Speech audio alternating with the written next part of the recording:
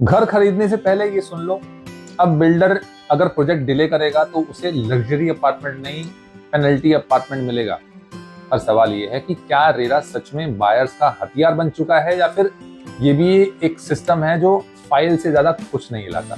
देखो दोस्तों, real estate एक ऐसा सेक्टर है जहां पर सपने भी बनते हैं और टूटते भी हैं, वो भी सिर्फ एक बोर्ड से, पोजीशन डिलेड। अब 2026 में रेरा यानी कि रियल एस्टेट रेगुलेटरी अथॉरिटी ने अपने रूल्स के साथ एक बहुत बड़ा बदलाव किया है। कहा गया है कि अगर कोई बिल्डर प्रोजेक्ट को डिले करता है तो उसको उस पर हर दिन जुर्माना देना पड़ेगा और इंटरेस्ट रेट भी वही जो आप बायर से लेते हैं। सुनने में तो ये बड़ा स्ट्रॉन्ग सा लगता है, पर क्या वाकई में ये बायर्स को जस्टिस दिला पाएगा? चलो थोड़ा सा लॉजिकली समझते हैं। सबसे पहले रेरा है क्या?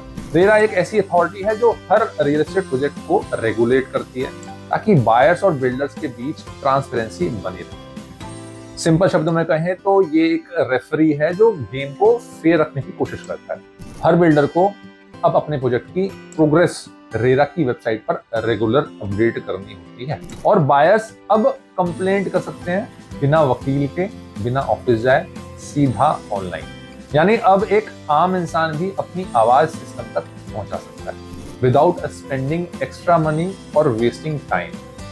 ये सच में एक बहुत बड़ा स्टेप है, लेकिन असली कहानी है क्या ये सिस्टम जमीन पर उतना ही असरदार है जितना कागजों पर होता है? देखिए, मेरे हिसाब से रेरा का जो फ्रेमवर्क है वो बहुत स्ट्रांग है, लेकिन इम्प्लीमेंटेशन अभी भी बहुत वीक है। क्योंकि इंडिया में प्रॉब्लम्स लॉ की नहीं होती, प्रॉब्लम्स होती हैं लॉ के एक्शन की। मान लीजिए आपने कंप्लेंट फाइल की, पर हियरिंग की डेट जो है वो 4 महीने बाद मिली, तो बिल्डर को क्या वाकई में फर्क पड़ता है?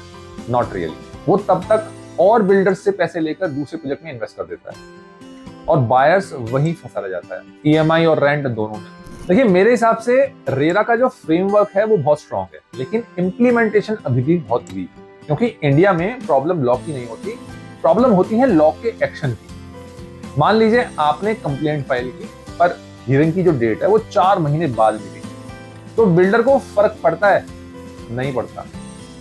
वो तब तक और बायर्स से पैसे लेकर दूसरे प्रोजेक्ट में इन्वेस्ट कर देता है और बायर्स वहीं फंसा रह जाता है ईएमआई और रेंट के बीच में।